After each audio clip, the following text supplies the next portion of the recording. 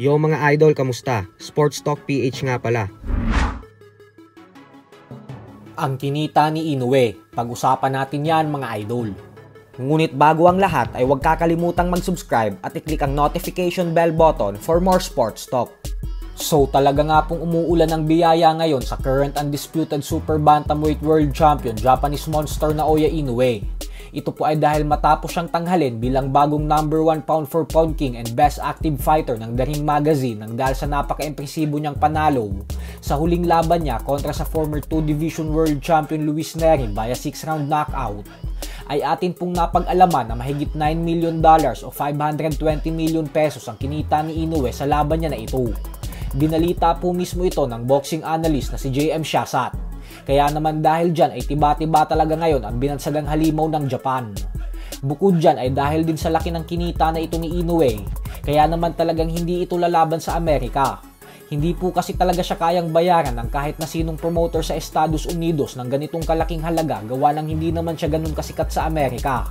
Tapos wala din masyadong pakialam ang mga fans doon pagdating sa mga mababang dibisyon.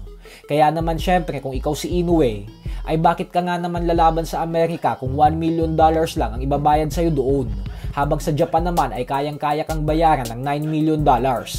Yan din ang rason kung bakit lahat ng bigating fighters ay handang sumugal at dayuhin si Inoue sa Japan, kasi napakalaki din ang bayad at offer sa kanila kumpara sa Amerika. Sa kabilang banda naman mga idol ay matapos naman nga po ng napaka-impresibong panalo ng current IBF Lightweight World Champion Vasily Lomachenko kontra sa former Unified Lightweight World Champion George Kambosos Jr. via 11th round knockout nitong nakalipas na linggo lamang, ay tila binanatan at ininsulto nga po ni Lomachenko ang isa pang halimaw sa dibisyon nila na si undefeated 3 Division Champion Gervonta Tank Davis. Para po kasi sa mga hindi nakakaalam ay matapos manalo ni Lomachenko sa laban, ay agad nagsalita si Tank Davis sa kanyang official Twitter account na pagkatapos niya umanong talunin ang undefeated top contender na si Frank Martin sa susunod na buwan, ay agad niya umanong isusunod si Lomachenko para sa isang mega showdown. Subalit sa kasamaang palad nga po ay mukhang hindi kinakagat ni Lomachenko ang mga pahayag na ito ni Davis. Bumanat po kasi si Lomachenko na para sa kanya umano ay si Tank Davis ang number 1 at pinakamagaling na fighter pagdating sa Twitter. Sa madaling salita ay pinapalabas po ni Lomachenko na puro langaw-ngaw si Davis pero hindi naman talaga siya nito lalabanan. Pero ganun pa man nga po ay umaasa pa din ang madaming boxing fans na magtuos ang dalawa sa lalong madaling panahon.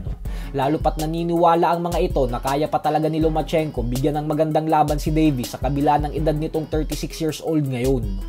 Pero syempre, kailangan munang talunin ni Davis si Frank Martin sa June 15. Hindi din po ito magiging madaling hamon kay Davis gawa ng isang undefeated fighter itong si Martin. At masyado din talaga itong technical. Ayon din sa ibang mga analyst, ay posible umanong mas mahihirapan si Davis na kalaban si Martin kumpara sa huli nitong tinalo na si Ryan Garcia.